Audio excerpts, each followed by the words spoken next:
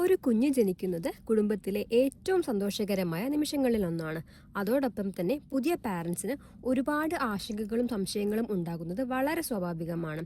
കുഞ്ഞിൻ്റെ വളർച്ച നന്നായി നടക്കുന്നുണ്ടോ, ഞാൻ ശരിയായി നോക്കുന്നുണ്ടോ, ഇങ്ങനെ ചെയ്യുന്നത് ശരിയാണോ, ഇത്തരത്തിലുള്ള ചോദ്യങ്ങൾ എല്ലാ പാരൻസിനും ഉണ്ടാകാറുണ്ട്. ഇന്നത്തെ വീഡിയോയിൽ പുതിയ പാരൻസ് അറിയാതെ സാധാരണ ചെയ്യുന്ന 5 പ്രധാന തെറ്റുകളെ കുറിച്ചാണ് സംസാരിക്കുന്നത്.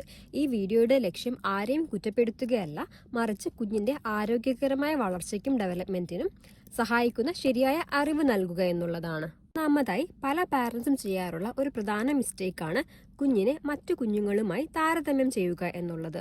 പുതിയ മാതാപിതാക്കൾ ഏറ്റവും കൂടുതൽ ചെയ്യുന്ന ഒരു കാര്യമാണിത്. കുഞ്ഞിനെ സെയിം ഏജുള്ള മറ്റു കുഞ്ഞുങ്ങളുമായി താരതമ്യം ചെയ്യും. അവളുടെ കുഞ്ഞിപ്പ് നടക്കുന്നു, അവൻ സംസാരിക്കാൻ തുടങ്ങി, എൻ്റെ കുഞ്ഞ് ഇനിയും അത് ചെയ്യാൻ തുടങ്ങിയിട്ടില്ലല്ലോ. ഇങ്ങനെ കമ്പാരിസൺ ചെയ്യുമ്പോൾ അൺനെസസറി ആങ്സൈറ്റി ഉണ്ടാകാം. ഓരോ കുഞ്ഞിൻ്റെയും ഡെവലപ്മെൻറ്റ് ഇൻഡിവിജ്വൽ ആണ്. ഡെവലപ്മെൻറ്റൽ മൈൽ സ്റ്റോണിൽ ചെറിയ വ്യത്യാസങ്ങൾ സാധാരണമാണ്. ചില കുഞ്ഞുങ്ങൾ ലാംഗ്വേജ് സ്കിൽസ് ആദ്യം ഡെവലപ്പ് ചെയ്യും, ചിലർ മോട്ടോർ മൈൽ സ്റ്റോൺസ് ആദ്യം അച്ചീവ് ചെയ്യും. അതേസമയം ചില സ്പെസിഫിക് റെഡ് ഫ്ലാഗ്സ് ശ്രദ്ധിക്കേണ്ടതുമാണ്. ഉദാഹരണത്തിന് ഐ കോണ്ടാക്ട് വളരെ കുറവായിട്ട് കാണുക, പേര് വിളിക്കുമ്പോൾ പ്രതികരണമില്ലായ്മ, മൈൽ സ്റ്റോൺസ് വളരെ ഡിലേഡ് ആയിരിക്കുക. ഇത്തരം കാര്യങ്ങൾ ഉണ്ടെങ്കിൽ പ്രൊഫഷണൽ ഇവാലുവേഷൻ ആവശ്യമായി വരാം. അതുകൊണ്ട് മറ്റു കുഞ്ഞുങ്ങളുമായി കമ്പാരിസൺ ചെയ്യുന്നതിന് പകരം സ്വന്തം കുഞ്ഞിന്റെ ഡെവലപ്മെന്റൽ പ്രോഗ്രസ് ആണ് ശ്രദ്ധിക്കേണ്ടത്. അടുത്ത ഒരു മിസ്റ്റേക്കാണ് കുഞ്ഞിനോട് വളരെ കുറച്ചു മാത്രം സംസാരിക്കുക എന്നുള്ളത്. പല പാരൻസും കുഞ്ഞ് സംസാരിക്കാൻ തുടങ്ങുമ്പോഴാണ് ലാംഗ്വേജ് ഡെവലപ്മെന്റ് ആരംഭിക്കുന്നത് എന്ന് കരുതാറുണ്ട്. പക്ഷേ ഭാഷാ വികസനം ജനിച്ച നാൾ മുതൽ തന്നെ ആരംഭിക്കുന്നു. കുഞ്ഞ് സംസാരിക്കാൻ കഴിയാത്ത സമയത്തും അവർ കേൾക്കുകയും പഠിക്കുകയും ചെയ്യുന്നുണ്ട്. ഡെയിലി റൊട്ടീൻസ് എല്ലാം ലാംഗ്വേജ് ലേണിംഗ് ഓപ്പർച്യൂണിറ്റീസ് ആക്കാം. ഉദാഹരണത്തിന് ഫീഡിംഗ് സമയത്ത്, ഡ്രസ്സിംഗ് ചെയ്യുമ്പോൾ, ബാത്തിങ് സമയത്ത്, കളിക്കുമ്പോൾ സിമ്പിൾ നരേഷൻ പോലും വളരെ ബെനിഫിഷ്യൽ ആണ്. ഇപ്പോൾ നമുക്ക് കുളിക്കാം, ഇത് ബോളാണല്ലോ, കുഞ്ഞ് ചിരിക്കുന്നുണ്ടല്ലോ. ഇത്തരം interactions language development, bonding, social communication skills എന്നിവയെ വളരെയധികം സഹായിക്കും.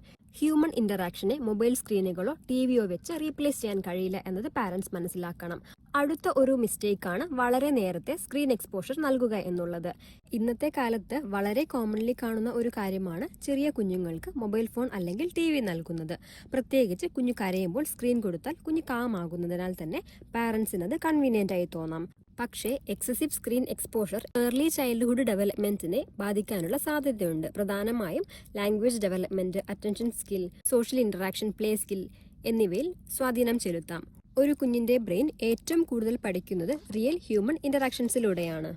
പാരൻസിന്റെ ഫേഷ്യൽ എക്സ്പ്രഷൻസ് കാണുക, വോയിസ് കേൾക്കുക, ജസ്റ്റേഴ്സ് ഒബ്സർവ് ചെയ്യുക, ഇവയാണ് ലേണിംഗിന്റെ പ്രധാന ഭാഗങ്ങൾ. അതുകൊണ്ട് എസ്പെഷ്യലി ആദ്യ വർഷങ്ങളിൽ സ്ക്രീൻ എക്സ്പോഷർ പരമാവധി കുറയ്ക്കാൻ ശ്രമിക്കുക. ടെമ്മി ടൈമിന് പ്രാധാന്യം നൽകാതിരിക്കുക എന്നുള്ളതാണ് അടുത്ത ഒരു മിസ്റ്റേക്ക്. ടെമ്മി ടൈമിനെ കുറിച്ച് പല പാരൻസിനും വ്യക്തമായ ധാരണയില്ലാത്തത് സാധാരണമാണ്.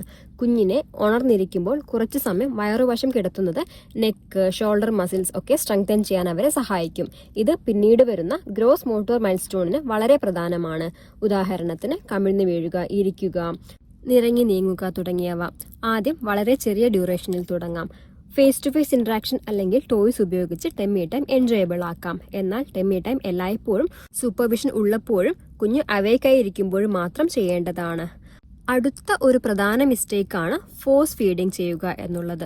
ഫീഡിങ്ങിനെ സംബന്ധിച്ച ആങ്സൈറ്റി പുതിയ പാരൻസിന് വളരെ കോമൺ ആണ്. കുഞ്ഞ് കുറച്ചു മാത്രമേ കഴിക്കൂ, ഇനിയും കഴിക്കണം എന്ന ആശങ്ക കൊണ്ട് ഫോഴ്സ് ഫീഡിംഗ് ചെയ്യുന്നത് പല വീടുകളിലും കാണാറുണ്ട്.